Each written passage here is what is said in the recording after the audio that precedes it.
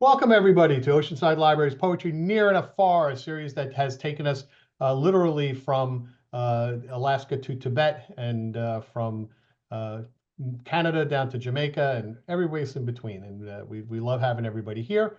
We have two wonderful, wonderful poets here with us tonight. Um, and so without any further ado, I give you, ladies and gentlemen, Barbara Novack. Hi, thank you, Tony. Thank you, Oceanside Library. I'm going to read selections from each of my published books and then some selections from the two books I'm currently working on. So the first selections I'm going to read are from Something Like Life. Oops, it doesn't show up. Okay, there we go. And the first poem I'm going to read is called Change. Fallen amid dried and faded leaves, brittle, powdering to dust, I drift on surfaces of cracked concrete, far from the road of sure destination. Silenced, weary, and wary of surprises, I kick aside the red, yellow, and brown to make a path where I step. It covers quickly behind me, but I walk in eternal present, dulled, watching each step, so careful now not to trip again over life. And watching each step, I find pennies, little copper pieces of insignificance. A penny no longer buys anything, is no longer worth the effort to pick up when dropped. So the pennies lie where they have fallen, kindred spirits, lost and unmissed. I bend and retrieve, wiping away dirt and grime until I see the shine that made me smile as a child. Like words, they add up to meaning, significance in the finding, in the gathering and polishing, in the sound they make together. Lost, then found, they are change. And the next one I'm going to read from Something Like Life is called Boomerangs Come Back. In the emptiness of space, an astronaut threw a boomerang out, expecting a continuing journey into the void, into the vastness, never ending, lost in time and space.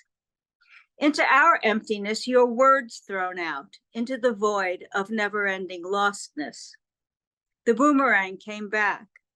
No one knows why. There is a point where time and space converge. You stand at the door, hand on the knob, looking back. And the next one from Something Like Life is called Chekhov for Beginners. And this one was taken from some advice that Anton Chekhov wrote to a young writer. They often wrote him letters and he would always write back. His letters have been collected and they're wonderful. So it's called Chekhov for Beginners. Chekhov said, throw out the first 3 pages. It takes that long to get to the beginning.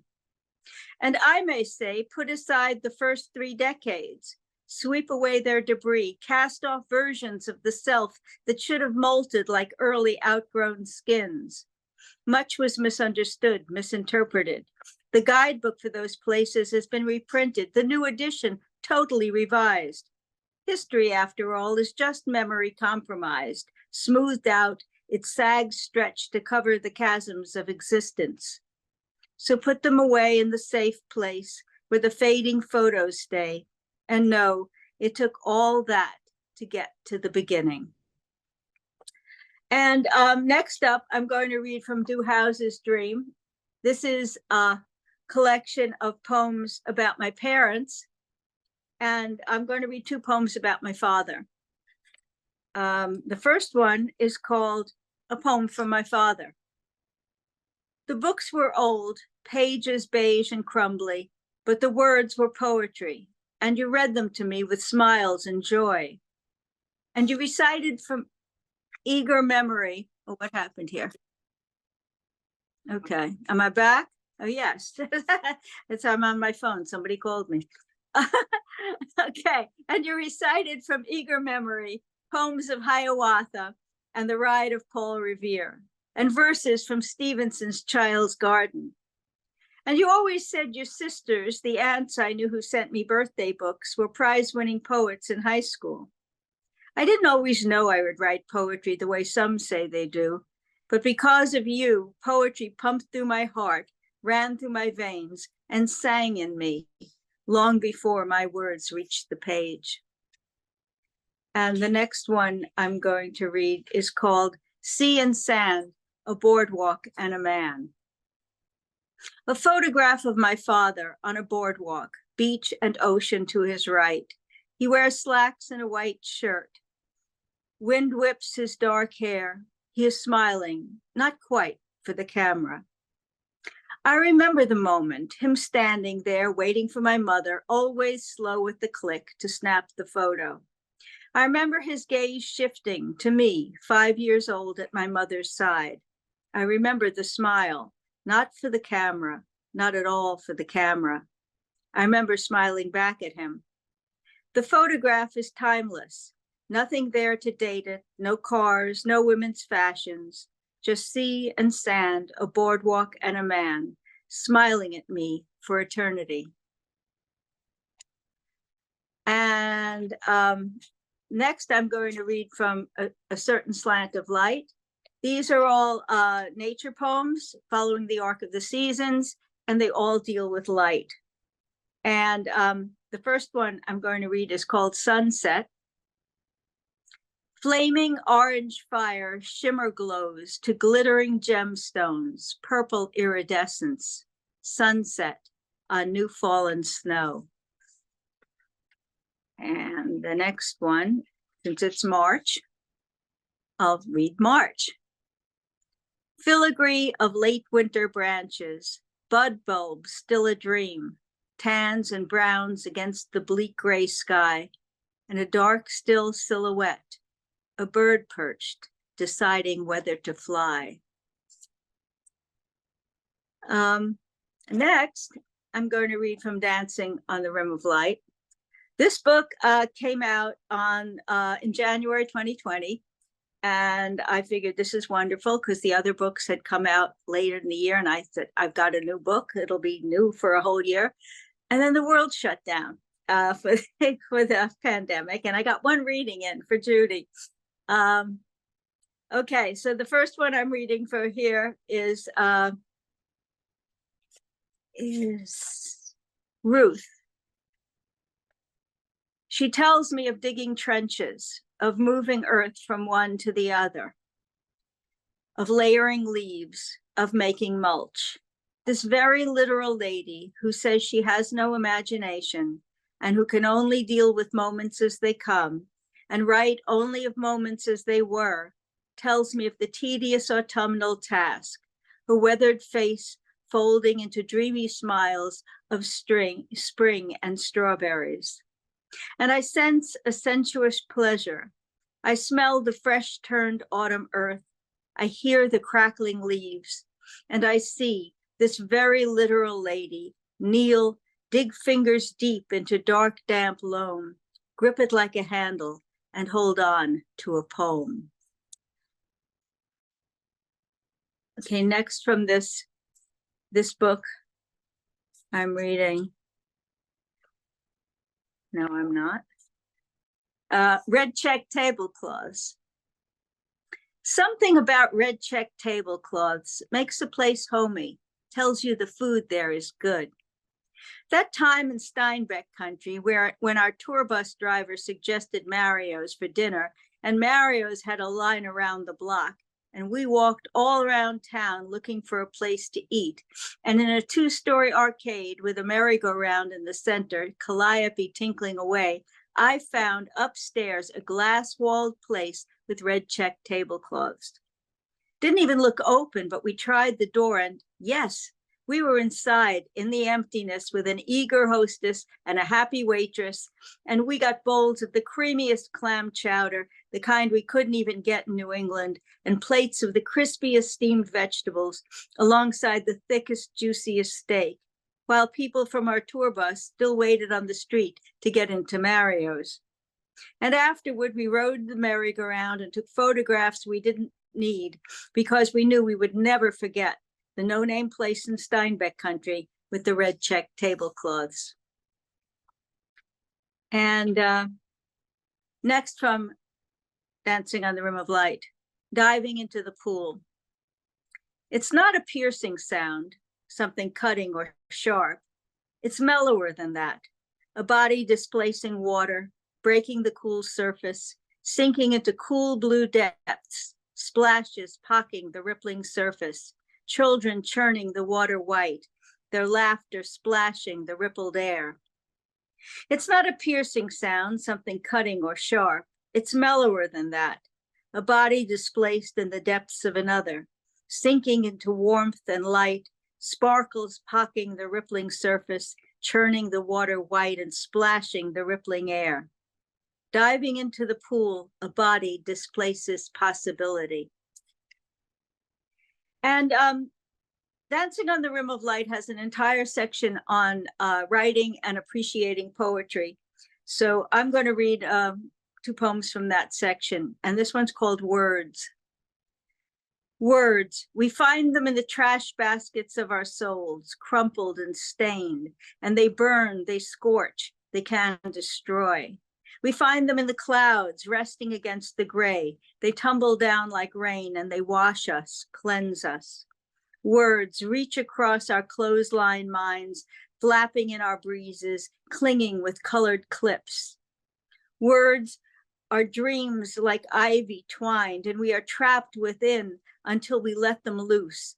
And then words are birds, they fly. And the last one from this section is called Of Poems and the River. Poems are paper boats floating on a river current. The poet makes the poems, not the current. Poems float, swirl, and eddy, and ultimately find cupped palms that reach to greet them. And it is they who can't change the current, who do change the river. And then the next book I'm going to read from is Heart Like Leaves. This is a collection, it's a memoir and poetry of my journey, taking care of my brother through his terminal illness. And I'm going to read 3 poems from that. The first one is Holding Tight. I was holding so tight to the steering wheel, trying to keep our car on track while the track inevitably ended in a ditch. I climbed out, bruised, soul battered, weary and worn. He remained to rise like smoke and dissipate. The soot fell on me. I held on, knuckles white, hands cramped, gripping air. I need to let go, but I'm frozen in this pose, clenched, gripping air. And then the next one is The Grand Tour. 3 hospitals locally, and we've seen them all, not in passing on the road on the way to fun, but from emergency room triage to curtained cell, and too often the rooms so similar place to place, their neutral colors and brown-gray floors blur.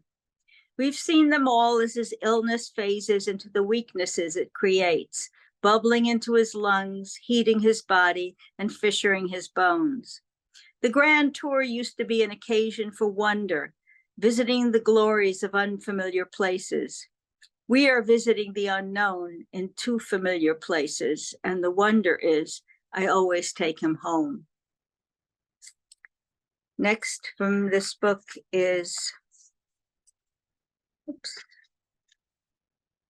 where is it?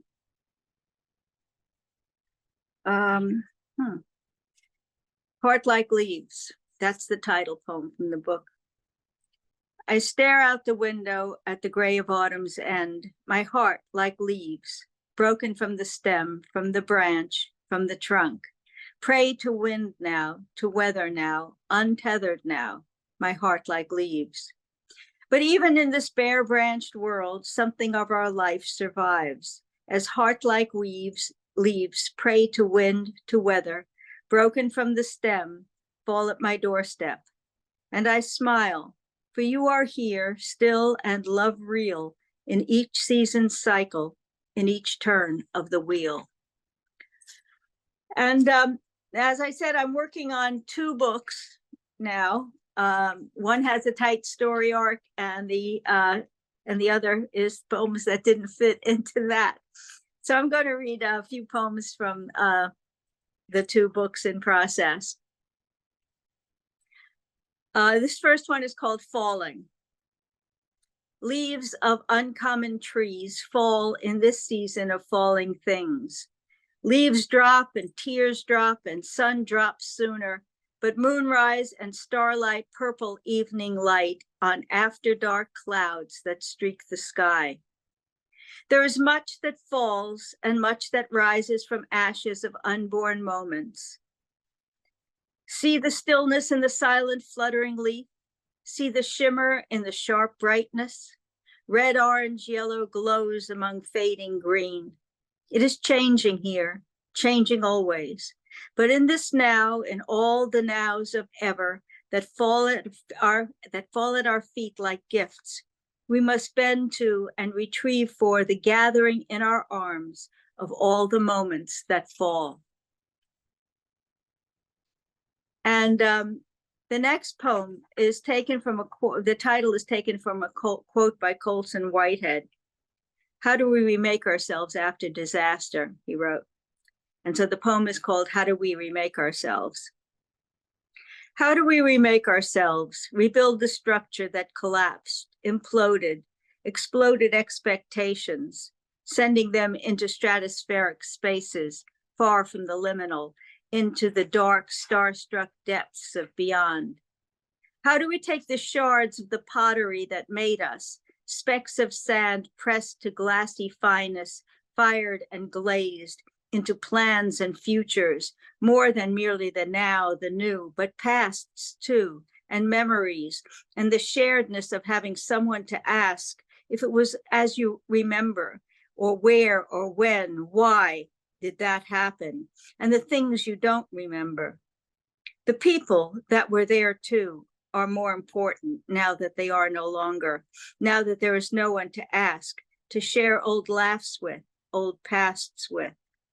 There is no past now, just a small candle in the dark mist, like the ones on birthday cakes, with which you celebrate all the people of you that reside within and that you are without. And this is a very new poem. It's called The First Law of Thermodynamics.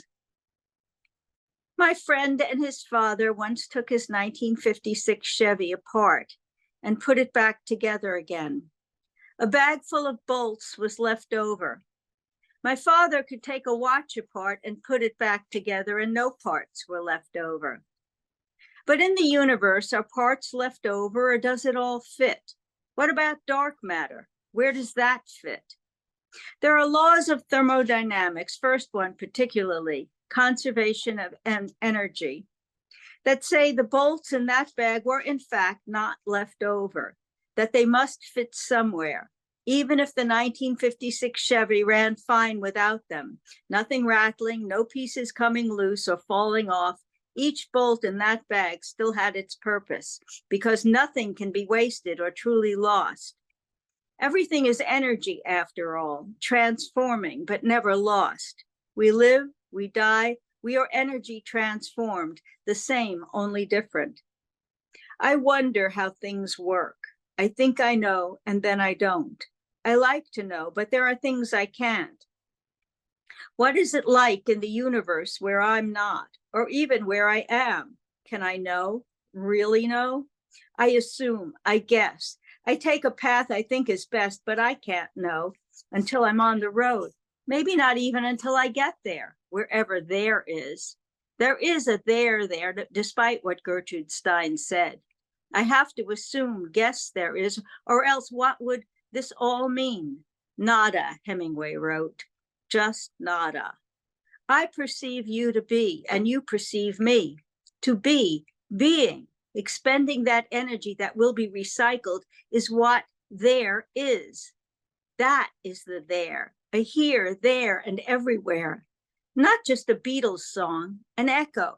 And maybe that is all there is, echoes of every beginning and every ending, of all we were and all we will be, and everything that was and everything that can be. And perhaps we are the leftover bolts in the bag and the watch parts that all fit. We are everything as we declare we are nothing in a vastness we cannot comprehend, all the while making our way day to day, being who we will be in a universe where nothing is wasted, nothing is lost, and everything has a purpose. How am I doing on time, Tony? You got a couple of minutes. Oh, great. More poems. Okay. All right. So this one is for us, the poets. How lucky we are, for the poets. How lucky we are to have each other in a world where distance is endemic, while closeness, illusory, pretends finger-tapping immediacy. How lucky we are in this world where bombs strike innocence and destroy innocence, always illusory. In a world where gunfire is the soundtrack. How lucky we are to have each other, reaching out to one another, to the world in words.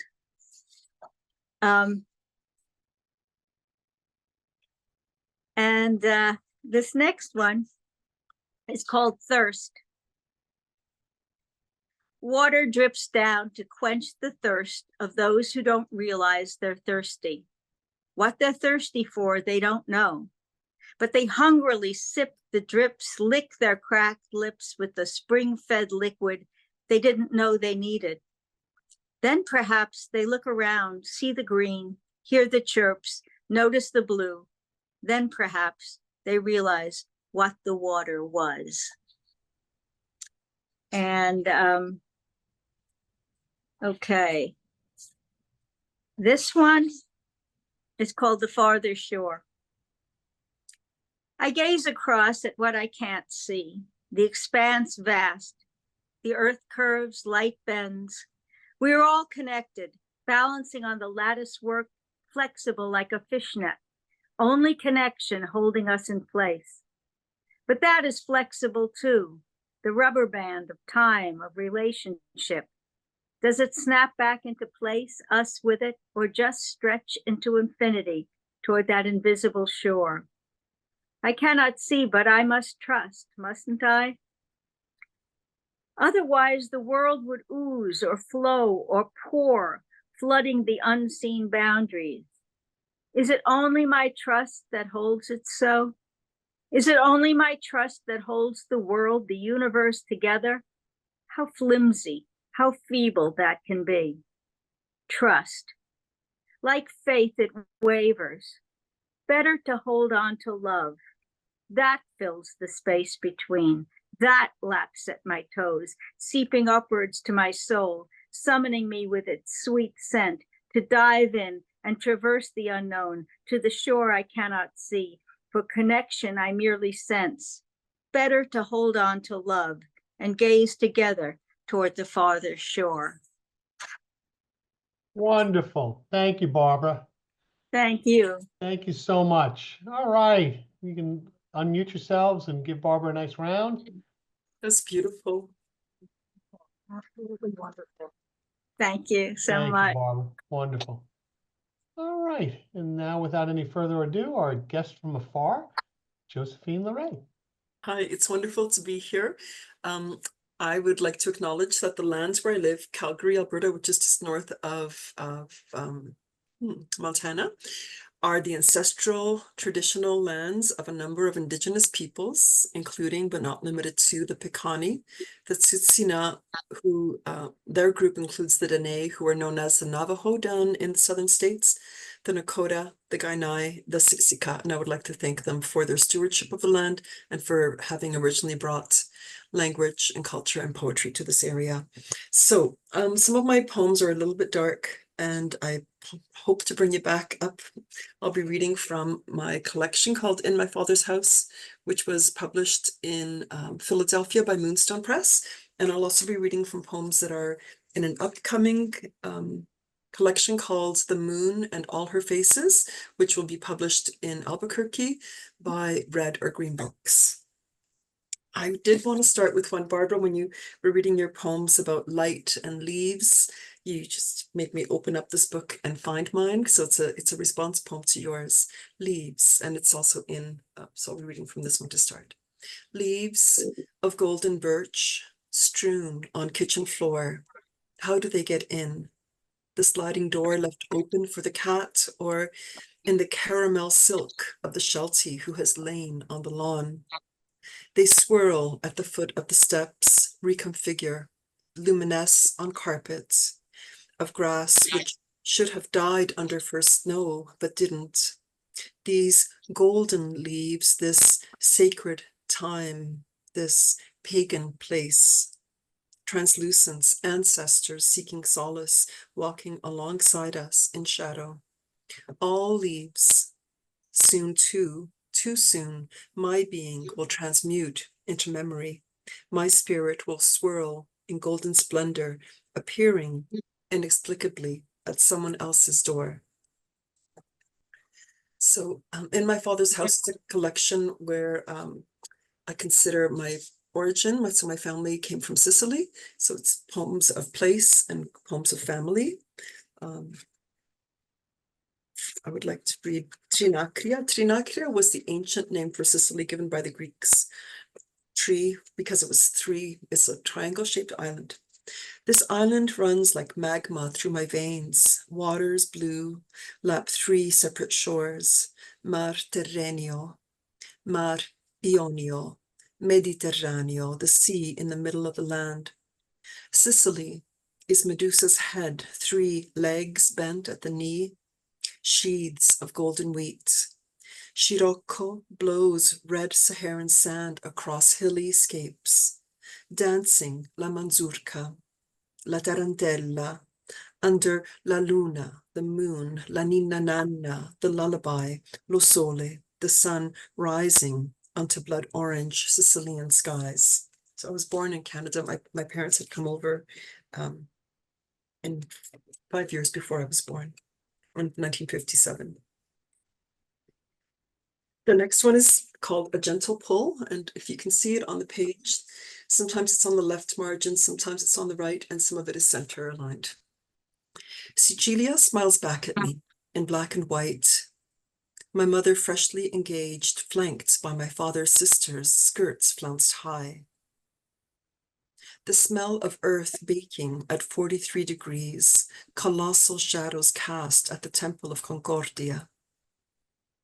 Agrigento, founded 600 years before Christ by sailors from Rhodes and Crete, by Daedalus and his son Icarus, the timeless intertwine, history and myth, mystery, echoes old names, Gitgenti, Agrigentum, Acracas. We sat in gray-green shade, my sister and me, flanked by our children, under l'oliva, the olive tree gnarled by the slow blink of 2,000 years. Mediterraneo, the sea in the middle of the land. When you walk out of Lomare, the sun dries sea onto skin so that within each kiss you can taste our salt-sweet origin.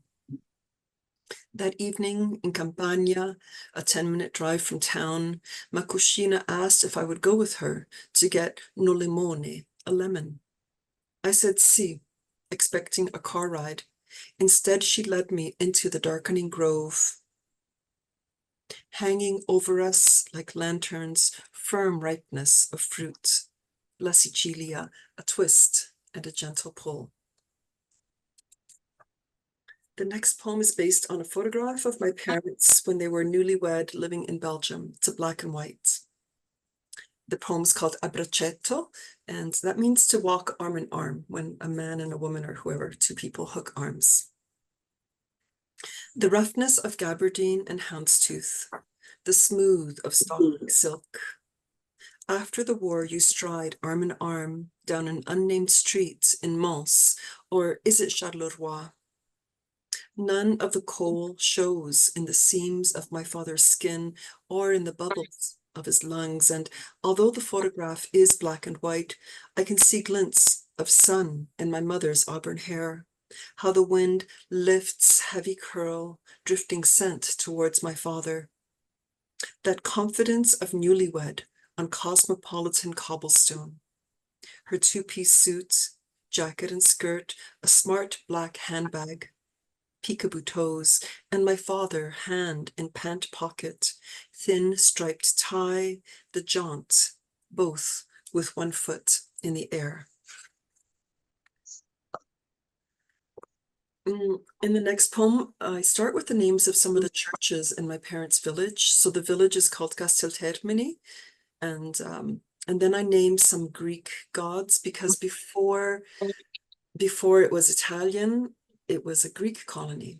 So it's called Stories in Stone. San Giuseppe, that's Saint Joseph. Lucarmene, Gesù Maria, Jesus and Mary. Churches built for Catholic saints in limestone, carbonate sedimentary rock in a town founded by Spanish nobles in the 1600s, Casteltermini. Hephaestus, Heracles, Zeus, temples hewn for Hellenic gods from Tufo, spewed volcanic ash and dust, in a port city founded by Daedalus 600 years before Christ, Akrakas. But beyond that, before the count of days, when Mesolithic man sought shelter in caves, danced beneath the howl of stars, the land forest thick, island in the sea, in the middle of the earth, what monuments did you carve for the nameless gods of your creation?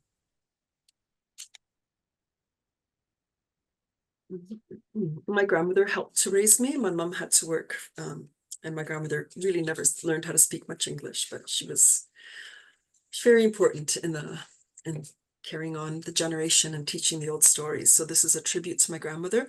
It's called Puma d'amore, which is a Sicilian way to say tomatoes. So the Italian way is pomodori. We say Puma d'amore, and literally Puma is apples and amore is love. So literally it means apples of love.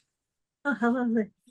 Standing in a farmer's field north of Toronto in what would now be a street corner in Maple or Woodbridge, in her black dress di lotto, since her husband, my nonno, died, fazzoletto, kerchief tied round her head, fallaro, apron girding her equator. I knew her only as an old woman, and now I watch as my own geography morphs towards that same rotundity. My fingers furrow those same curves. Her feet planted in that field while we children stooped and plucked pomodori, filled wooden bushels. The color red, but the scent green, that burst of late summer twist off the vine. Bushels driven home in the trunk of the Pontiac, tomatoes laying flat on blanketed garage floor, ripened, then peeled, crushed, strained, rendered into sugo, a sprig of garden basil for each jar. Only a few tomatoes ripen on my vine this year, my garden too little, my latitude too northern, attention sometimes waning, but I twist one this morning off the vine and bite into red memory. My nonna standing in that field, black dress, fazzoletto, fallaro, seeds, and the warm juices of her childhood Sicilian summers running down her chin. This one is from my mom. And I guess I'm going to give you the trigger warning because the poems get a little bit dark and heavy now. I'm ready to memorize mother. That new hesitation in her voice as she asks again if she's added salt to the tubettini bubbling in the pot. The way every time I fly back and hold her, she is shrunken, one size smaller, shed inches of assurance, lost pounds of fierceness. I am afraid to delete her voicemail from my phone, although she always says the same things. How are the kids? Wear a scarf, make some honey lemon for that throat, as if I were 12 still, or 12 again. And she's surprised at the recipes I recite back to her. The expressions she taught me when I was a child, Sicilian expressions like un jeddo senza tre, things happen in threes like my sisters and me. And when she has grown small enough, I will fold her up, tuck her into my breast pocket so that she can feel forevermore the drumbeat of my heart.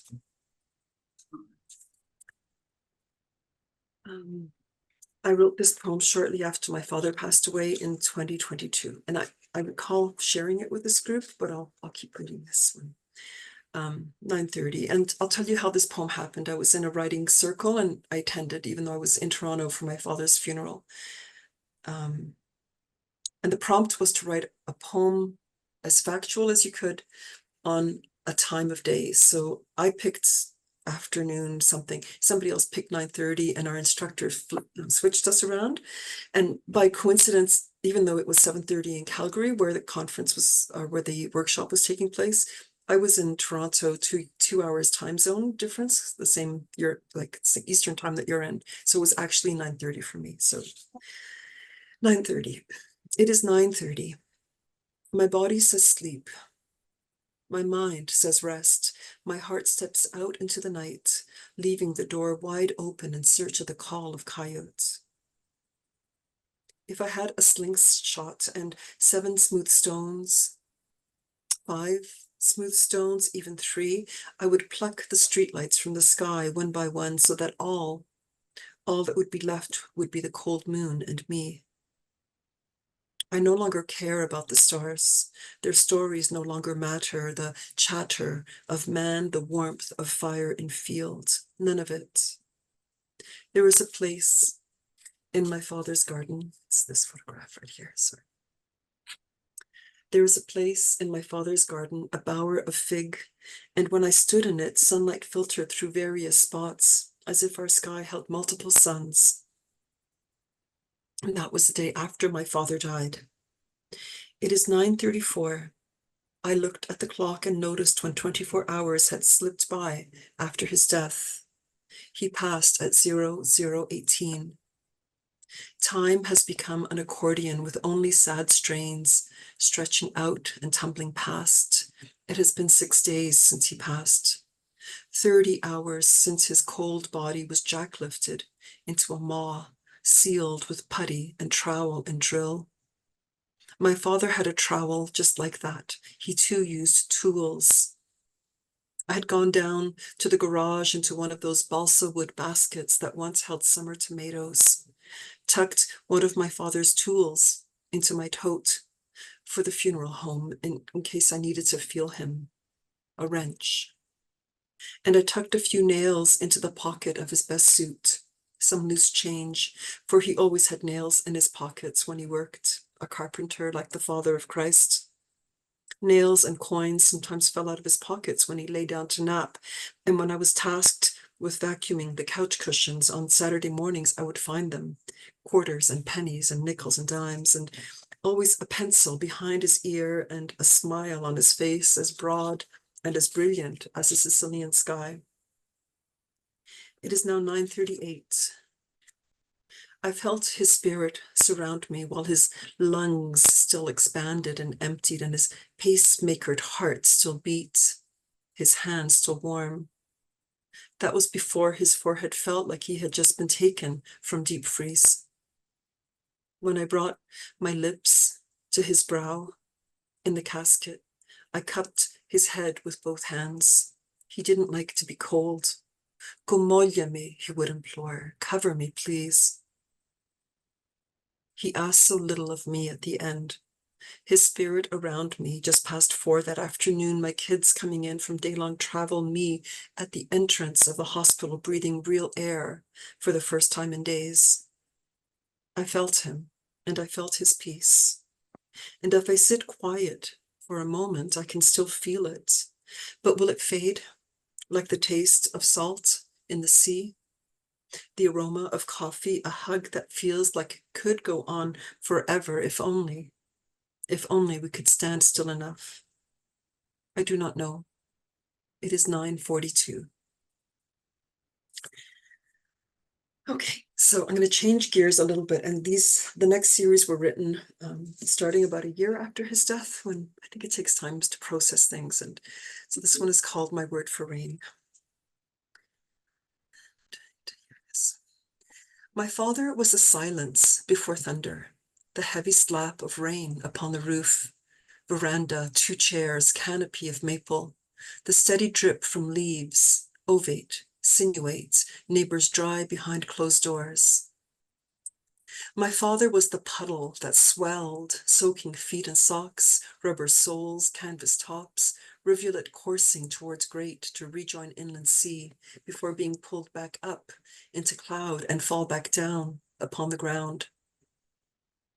I have come to live in a place where rain is rare, the sky china blue, eggshell blue, sapphire, moisture dispelled before the rise of the Rockies, and the earth below hungry for rain.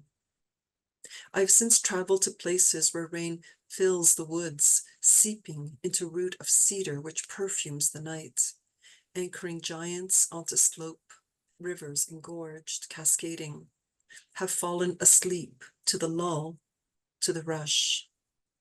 The first storm on the foothills heralds the Sundance. The first peoples knew of its augury, felt it in their drums, in their skin.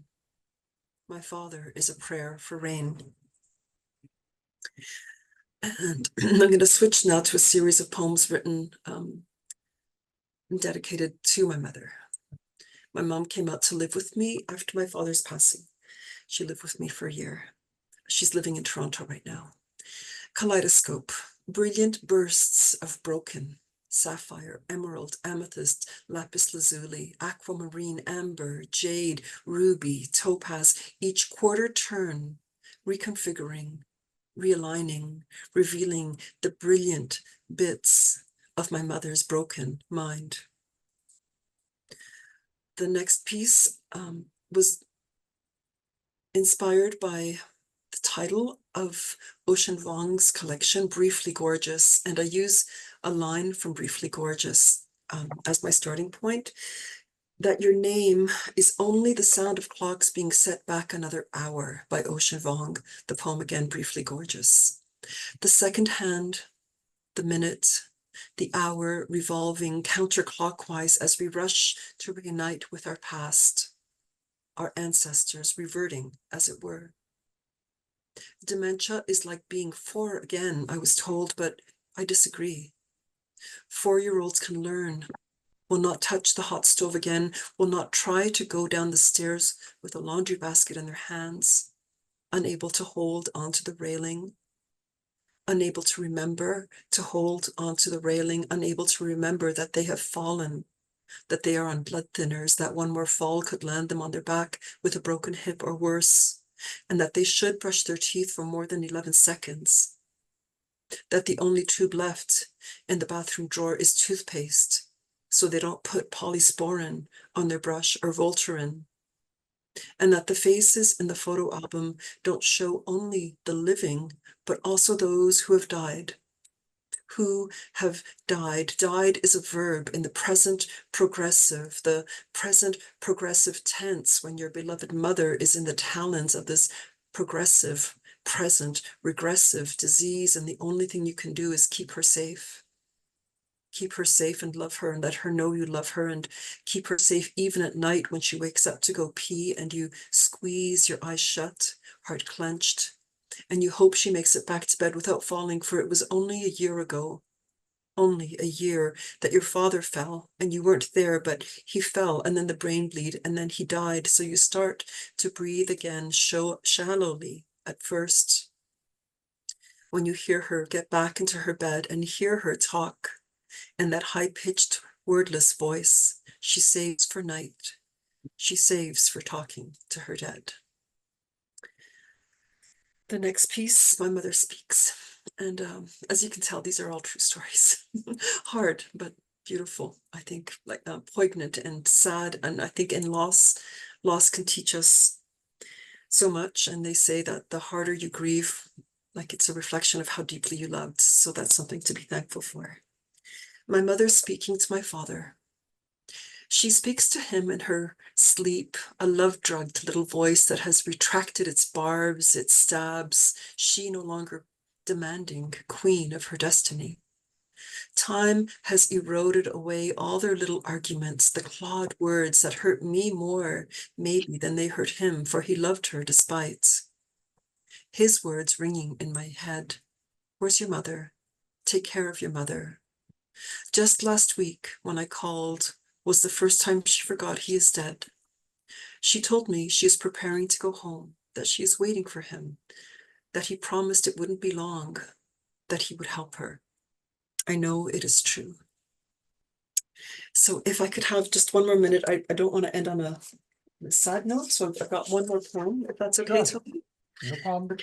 So last summer, I had a huge honor. I was invited to travel down to New Mexico and participate in the New Mexico Poetry Summit. And I got hotels sometimes, and I was put up by people who were essentially strangers we'd never met in real life, but we were friends, either real friends or friends through all of the poetry communities. But there were a few nights I slept in my vehicle, and this was one of those nights. And I was sleeping with my little dog Sheltie. His name is Bailey. And at the beginning of the trip, because he doesn't sleep in my bed, at the beginning he was sleeping by my feet, then he edged up behind my knees. And on this particular morning, we woke up nose to nose. So I woke up at 2 a.m. and scrambled for a pencil and pen. One night in New Mexico, 2 a.m. Words converge, settle like a cloak of cloud on the early morning rim of these mountains. Sandia, Manzano, Sangre de Cristo. They wear their history like the passing of the sun. A child's DNA lives on in the cells of the mother's brain, indelible. So too must it be for the shrouds of our dead, trailing heavy behind cloak, dragging in sand, leaving an imprint as indelible and ephemeral as the passage of a desert snake.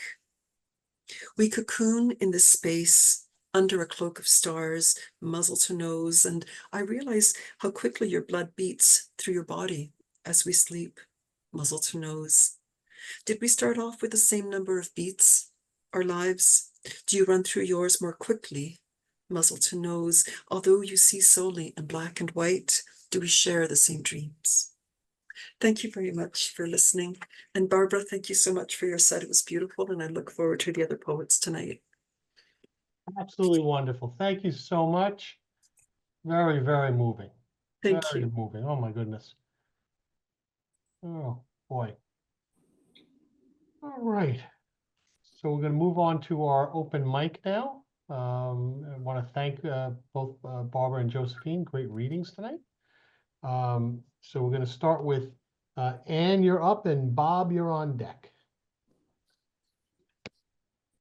Okay, wow. Just absolutely beautiful ladies. Wonderful this evening. I love the poems of memory, of family, and of hope. My poem has something to do with the way I look this evening. I didn't quite finish it. I never read a poem in progress, but I'm going to read this anyway. Be mindful when you take a stroll or trip the light fantastic. Concrete is unforgiving. Pavement is non-elastic.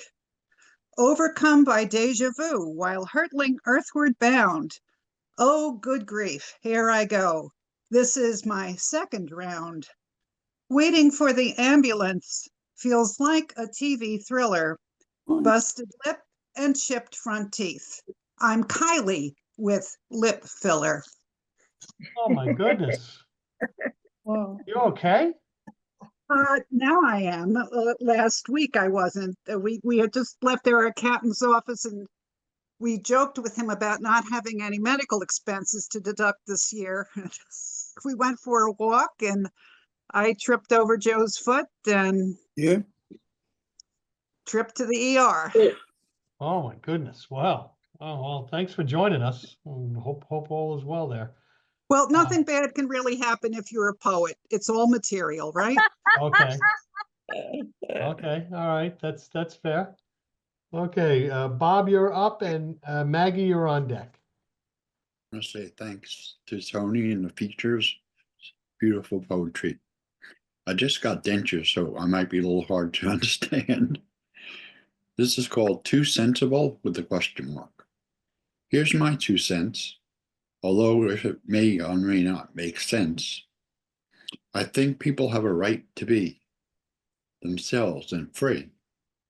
For both you and me, I feel that's the way it should be. Thank you. Thank you. All right. So Maggie, you're up, and Mark, you're on deck.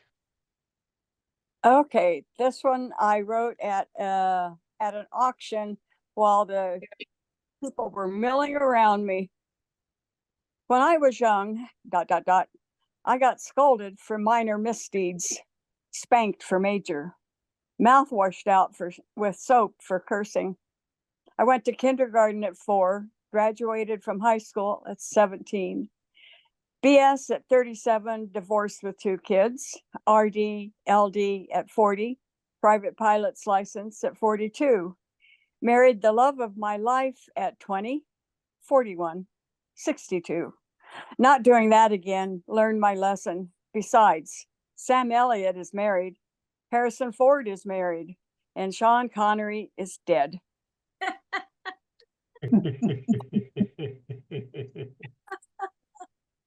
All right, thank you. Yeah. Mark, you're up, and Marvin, you're on deck. Thank you, Tony. Grab and drag. The bus door opened.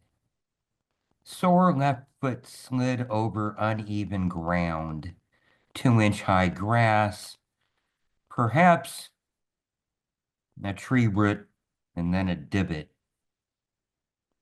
Callus ached, and tired legs did not want to lift up on the first step of bus. So I just stood there, face shriveled in part pain and part shame. Left leg acting like a toddler not wanting to go to bed, screaming and going limp, and well, okay, a parent would grab and drag so. Just as I lifted my right foot first this time, the bus driver, nearly my age, smiled from behind his glass barrier and chimed, "It's okay, I got you." And the familiar beep, beep, beep of the bus's hydraulics lowering bus's front end makes the task of getting on board easier. "Thank you," I said, as Farebox hummed its song while deciding whether to accept or reject a bus ticket. As I sat down with second grimace of mourning, I wondered if my body has erected a yellow slow sign. And I've just noticed it right now for the first time. Okay, thank you, Mark. Very good. Marvin, you're up, and Ophelia, you're on deck. A new production of Othello is opening on Broadway with Denzel Washington and Jake Gyllenhaal as the evil Iago. My poem is Othello, Moor of Venice, and green-eyed in the first line refers to Othello's fatal flaw, jealousy. Othello, Moor of Venice. Corrupted by the green-eyed, cuckolded by your doubts, you've been led to the marital bed to execute justice, to perform the ritual of the rite upon the wife who went astray with your faithful lieutenant. Oh, betrayal! Your two closest stained the office of trust, while your lowly ancient, high now in your esteem, warned you of their infidelity. How faithful that man! His misgiving aside, he led you to this moment when she dreams of her love, and you awake knowing it is another she cuddles in her hopes for tomorrow. How nightmarish! Now you're ignorant no more. Your soul joy turned to dust, smothered, choked, strangled by the strumpet's call to similarity. How black you must be to her, alien in age and manners, but now you will put out the light and silence that breath that was once so sweet. You brave the storms for the sense of it. Horned man, you must do what you have come to do. For honor's sake, that's it, that's it. More pressure, more. Wow.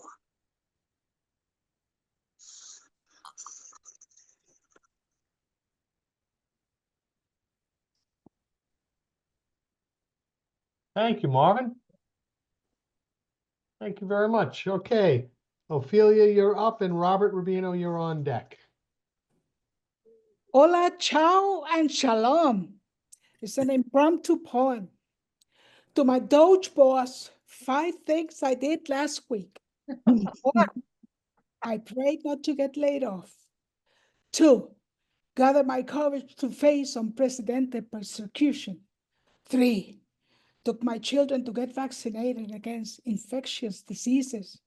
4, gave my old jalopy a rest, took public transportation. 5, stopped into a church to pray for our nation and for you, Doge boss. May you never walk in poor man's shoes. Thank you. All right. Robert, you're up. Emily Sue, you're on deck. Tony, coming to you from Palo Alto, California. They didn't play polo at the Polo Grounds. If he had gone to Yankee Stadium when he was a kid in the 1930s, he would have become a Yankees fan, idolizing Babe and the Iron Horse and Joltin' Joe. And if he had taken his 6-year-old son to the stadium in '54, his son would have become a Yankees fan, idolizing Mickey and Yogi. But when he was a kid in the '30s, he'd gone to the Polo Grounds to root for McGraw's Giants with Hubble and Terry and Ott, and he became a Giants fan. And he took his loyalty crazy serious as loyalty to family, church, country. So in 1954, he took his 6-year-old son to the Polo Grounds where polo was never played. Willie Mays. And the boy would idolize the Say Hey kid.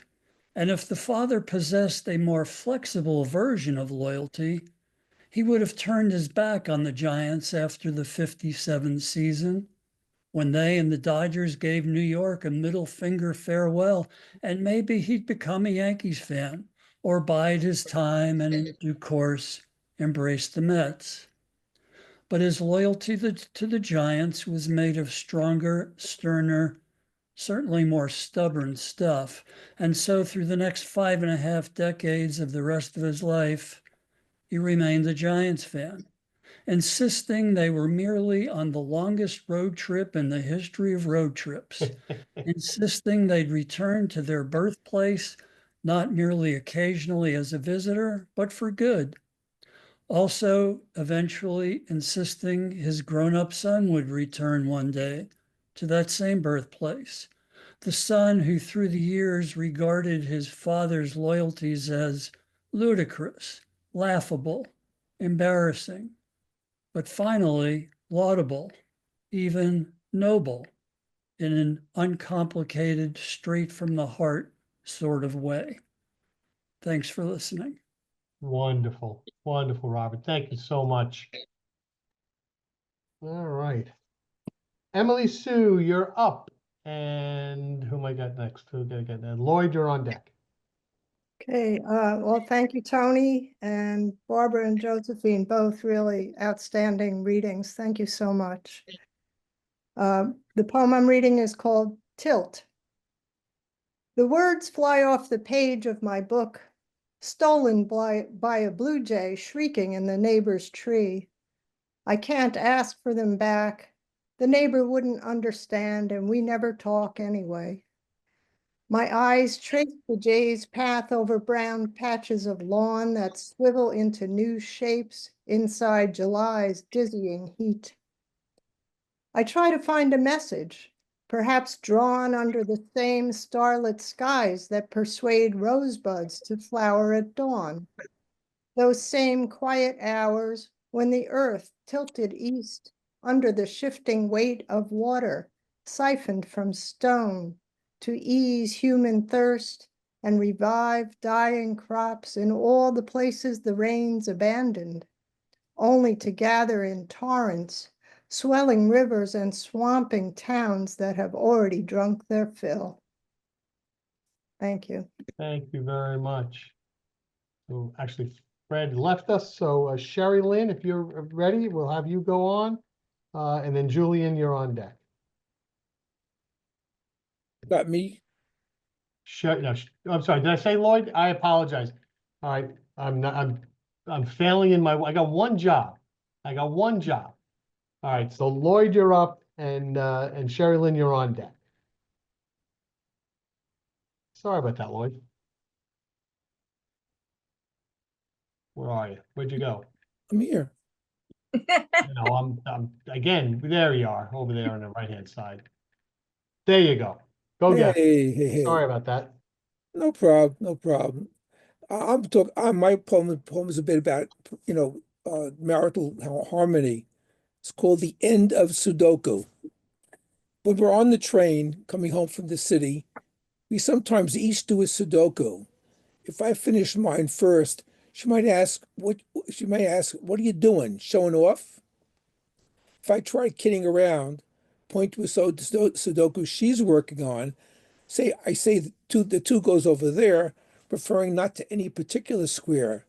She might get pissed off and answer, why don't you mind your own business? If I attempt to make contact like loving couples do, ask conciliatory like, you want some help? She might retort, do I look like I need your help? Thus, a benign but addictive puzzle has become a malignant issue in our relationship.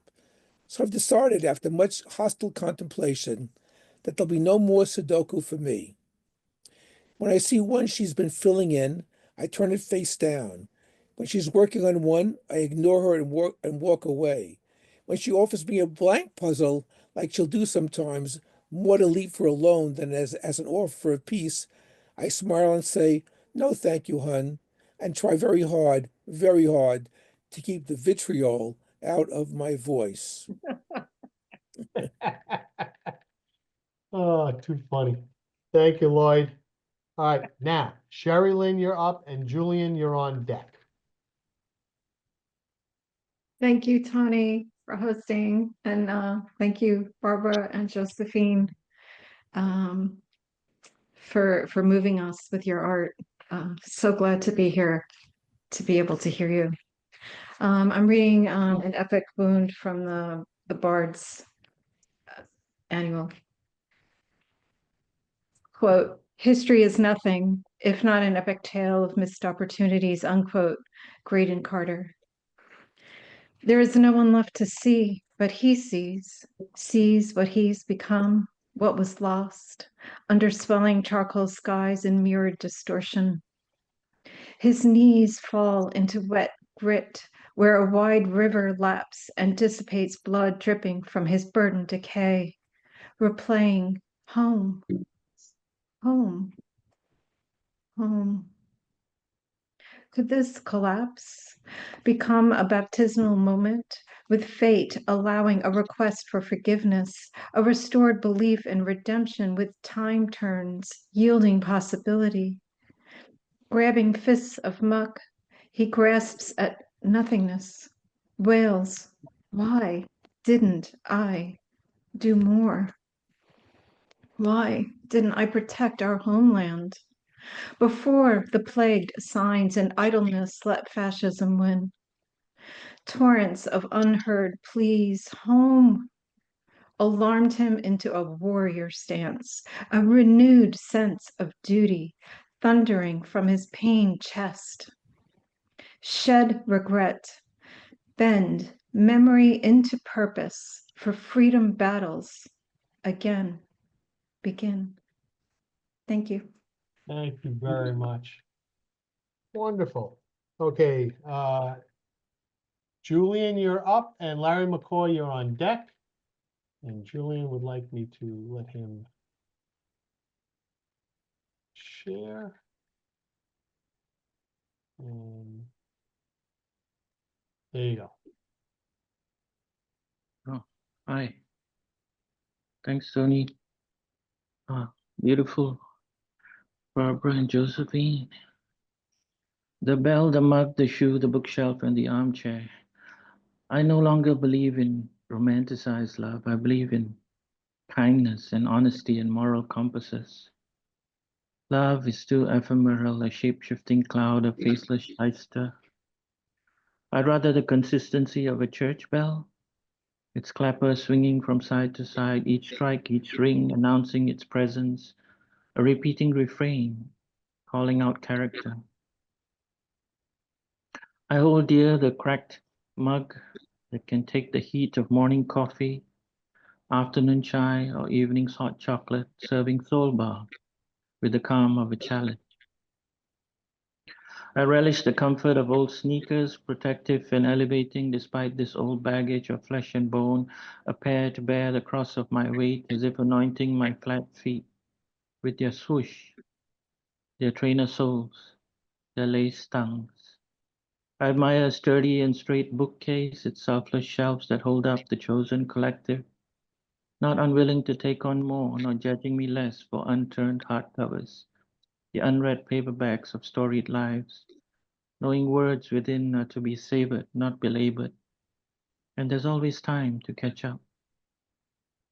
I praise the favorite armchair, the pew, the park bench, any recliner or unlofty throne that provides the briefest respite from the hubbub of the masses, the dub-dub-dub of mediocrity, the chatter of white noise, the clatter of slammed doors. In short, I'm a believer of endurance, of fate, forgiving and the fated, an affection that just is, neither fishy nor foul, not dodgy emojis, not needy howls, a bell for whom no one takes a toll, a cup that has no need to run it over, weary feet that need no binding, a shelf that will never be shelved, a chair that has legs, ordinary things that are self-aware, giving, receiving, abiding, and just being there. Thank you. Very much. Mm. Thank you. Thank you, Julian. Appreciate that. Okay. Larry, you're up, and Ronald, you're on deck. Hi, I'm in Rockville Center. Next month, I hope to be in my new condo on the Gaza Strip. When you're my age, you have a lot of medical appointments. I'm having some root canal done at the moment. Well, not this very moment, but you know what I mean. I've seen the guy doing the work for years. He even bought one of my books. Whether that jeopardized his license to practice dentistry, I don't know. I saw him a few days ago and told him money was tight and could I just give him a couple dozen of eggs. He thought I was joking. Last Monday, I went for an echocardiogram followed by a nuclear stress test. While a lady was doing the echocardiogram, I wondered if these technicians ever spot something really bad and shout, "Oh, Jesus." Echocardiogram was followed by a nuclear stress test. You don't hop on a treadmill for this. They inject something into your arm and then you go eat and come back and they take pictures of your heart. You are instructed to hold both hands on your head for 9 minutes while lying still. Of course, 30 seconds in, every cavity in your body feels like it could use a good scratch. When the 9 minutes are up, you're excused again for 45 minutes or so. When you return, they pump another liquid into you. Whatever it was made my chest hurt and made me lightheaded. Next, you're told more pictures are going to be taken.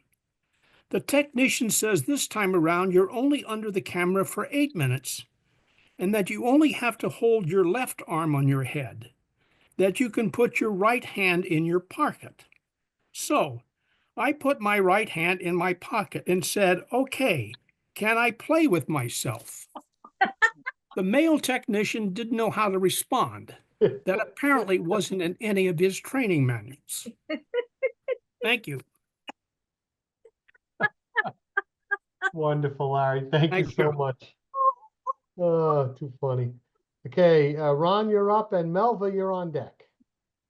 Boy, I don't know how to follow that. I know that's a tough one. I don't envy you. Okay, I got a short 4-line poem, and I was lucky this weekend to be in a workshop with a woman who won the Walt Whitman Award from the American Academy of Poets, and she also won the Emily Dickinson Award from the Poetry Society of America. And it all led to this. Here it is. differing slightly from the meaning of the actual. I float in the story that defines my space. Thank you and have a pleasant evening. Thank you, Ronald. Appreciate that. Good one.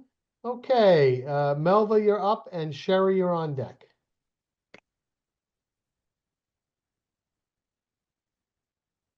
Melva, are you there? You joining us? Going once, going twice. There you are. Did you call my name? I sure did. Sorry, I just stepped away. No problem. All right, you're up, and then Sherry's on deck. Okay. This one is called Snow Gang Dreams. Snow is falling slowly. The snowflake sighs. Unable to stay still any longer, he starts to run. He's tired of the weather people who keep saying it would only be snow flurries, around only an inch, most likely just a half inch. How demoralizing for the young snowflake, just coming into his own. He's developing muscles growing more vigorous, beginning to snowball. How can he impress a girl, his possible future girl flake, if he can't join others? A member of the snow gang that band together, sticking, even if they're just blowing around. He wants to shift shape, be a chunk, a cluster of something bigger, facets sparkling under the sunlight, even for a short time, a snow squall. He wants to play a role, part of the brouhaha, of the snow warnings repeated over and over, on the TV, on the radio, in breaking news, the alarming text messages, in friends and family group chats. Did you hear? There's a big snowstorm coming. It's going to be a doozy. Have your emergency supplies handy. Get your salt and sand ready. Get your shovels from the shed or garage. Check your car batteries, your flashlights, your phone chargers. Fill your cars and trucks with gas. He wants to be able to proclaim to his grand and great-grand snowflakes, I was a teenager, but I was there. Part of the heavy mix of snow and ice that canceled more than 1,600 flights across the US, breaking that year's snowfall records. I'm a veteran of the first major winter storm of 2025. Thank you, Melva. All right, Sherry, you're up, and Kelly, I hope you can join us and do the next one. Be on deck. Okay. Okay, Sherry, you're up. Okay. Hi, thanks for having me. It's nice to be here with so many talented people. Here's my poem. Fiddling with the edges of the lace tablecloth, I'm sitting, listening to the ticking of the clock, whilst looking out the window. Cranberry and lemonade trees, rustling with the chilling breezes. Waiting for the 4 o'clock hour to chime. My daughter is supposed to arrive at 4. It's been a long time. I always wanted a daughter, someone to dress in frills and pink, but at age 3, my daughter declared she doesn't like pink. She thinks that it stinks. Back then, she liked navy blue. Today, she prefers beige and gray. All of those colors remind me of a drab day. That was our beginning, kind of tangled, but I always wanted a daughter. Someone to have tea parties with and to adorn with bows. I imagined we'd spend evenings together polishing our fingers and toes. But at age 11, she declared she liked the natural look. No need to take advice from cosmetic books. I always wanted a daughter. I imagined we'd share secrets, shop till we dropped. But at age 16, my daughter preferred the new way of shopping, online, alone, with the click of a button. I said that I understood, it was fine, but part of me inside cried. I always wanted a daughter, but our relationship seemed to struggle. Up and down, too many of my frowns, all around. We clashed and bashed. She went away to college. I did not hear from her for weeks. I worried. I missed her. She was busy. We all know we must let our children go and grow. I always wanted a daughter. Fiddling with the lace tablecloth now, the clock chimed 4 o'clock. I watched the golden leaves dance, swirl and twirl. I heard a knock at the door. She stood there, long brown tresses, deep, serious coffee eyes, clad in jeans, a gray sweater, a backpack, and her cat in a carrier. I embraced her. She hurried in. I always wanted a daughter.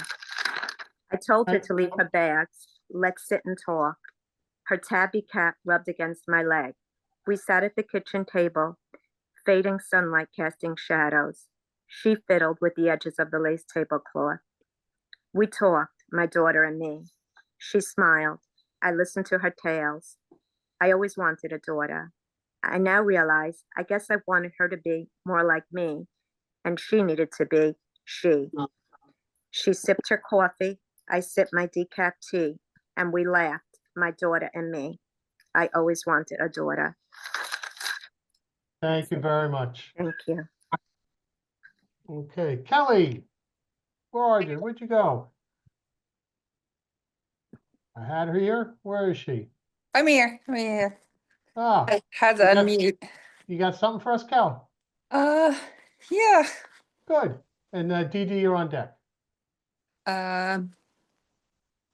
Sorry, I was late. I was at Walmart. That's what you Fighting. should be sorry for, but that's okay. Yes.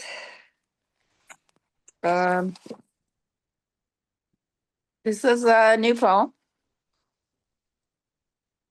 A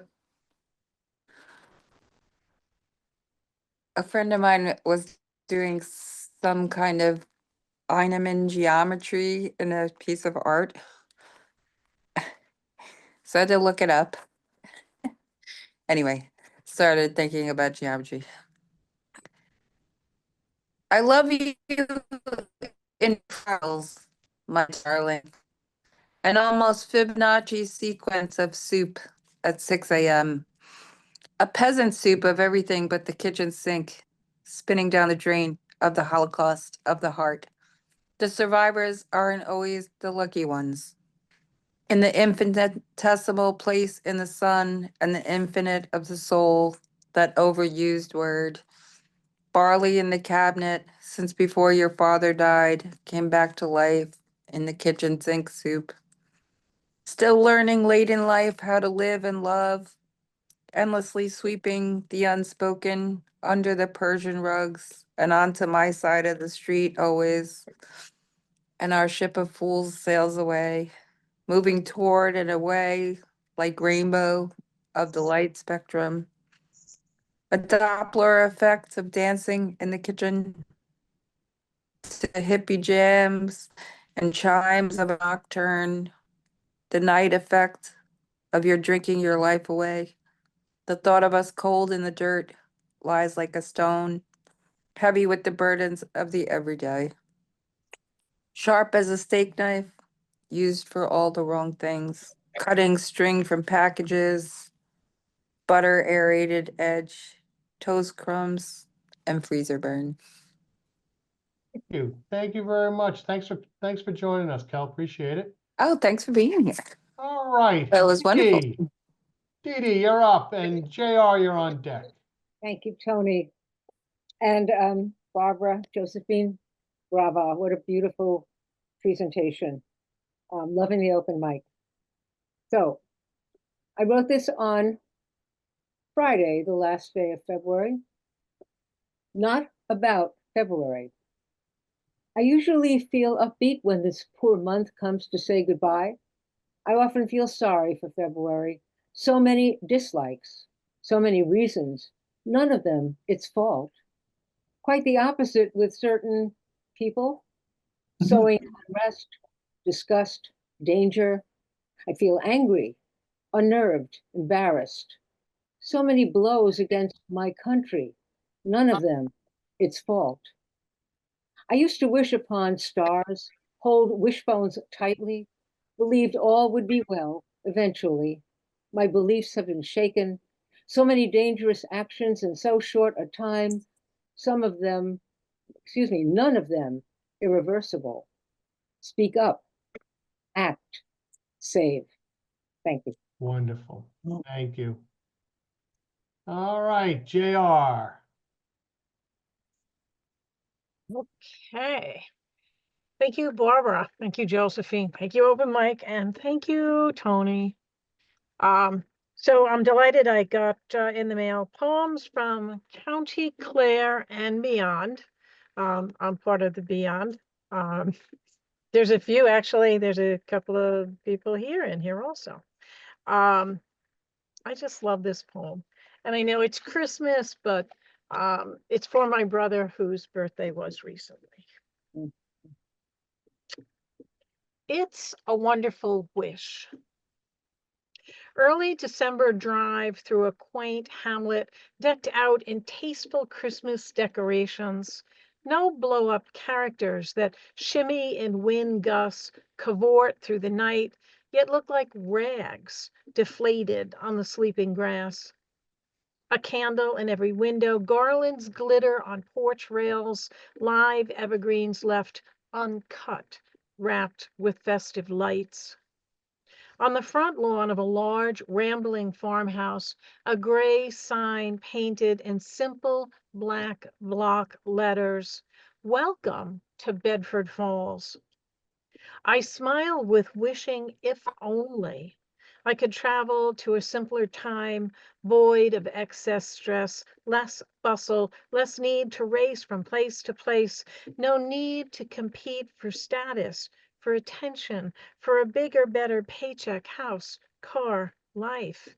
A wish to return to a time when you were still here to watch It's a Wonderful Life together for the 1,000th time. Just wishing Mikey for 1,001. Oh, that's very sweet. Thank you. Thank you. All right, I'll take my turn here. Alien. I wish I were an alien instead of a man who's walked this earth 70. An alien waking from a star voyage light years from home. For then this world, so different from the ways of the land I was born and raised, would be a place to discover, and its strange ways would be expected. For how can you travel to lands distant in time and place from that of your own and expect the life forms and their technologies to be familiar? But I'm not an alien, yet this land offers little I recall from my youth, and I've watched the world change in a blur to an unrecognizable mass of people acting not like my people, places looking not like my places, things working not like my things. Though I know the meaning of all the words spoken by leaders and neighbors and the heads on my screen, my internal dictionary identifying them all, the sentences make no sense, as if the handbook for how humans are to behave was shredded or blended in a juicer at high speed and pieced back together at random. The words the same, but now the rules all changed. The behavior acceptable to decent people jumbled. The world alien to me. How I wish I had on a spacesuit to protect me from this atmosphere I find toxic. How I wish I had a phaser set on stun to protect me from these people I find threatening. How I wish I arose this morning from my landing craft and not my earthly bed. All right, well, thank you, everybody. And I want to thank so much. I want to thank Josephine and I want to thank Barbara and all of you here at the Open Mic. And I look forward to seeing you in 2 weeks. Thank you, everybody. Thank you, Tony. Thank you, Tony. Thank you. Thanks, everyone. Take good care.